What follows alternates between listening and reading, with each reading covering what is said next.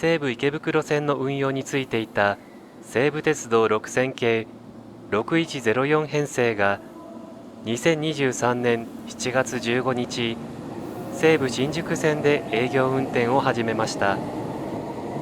これで6108編成と6103編成に続いて3本目の転属となります。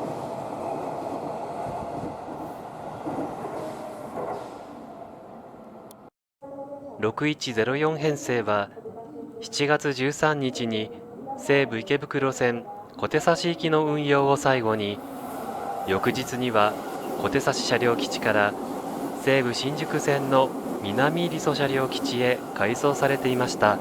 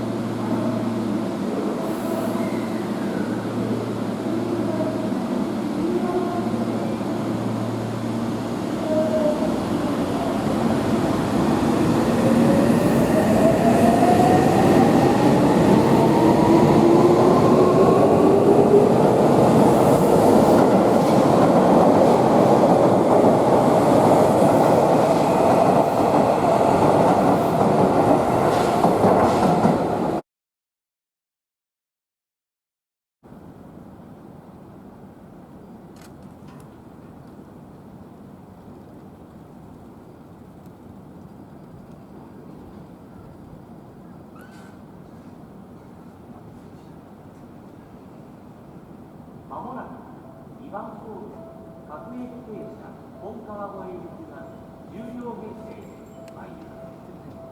黄色い線の内側でお待ちください。まもなく2番ホール各駅停車本川越行きが10両編成で参ります。黄色い線の内側でお待ちください。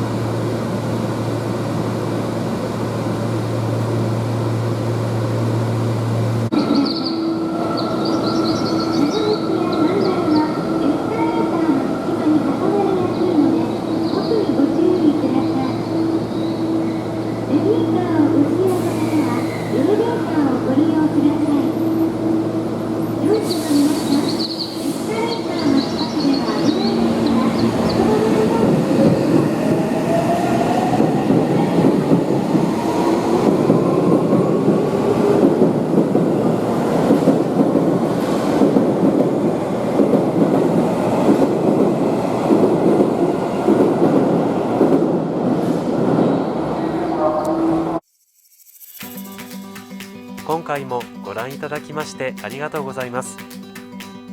チャンネル登録、高評価をいただけると嬉しいです。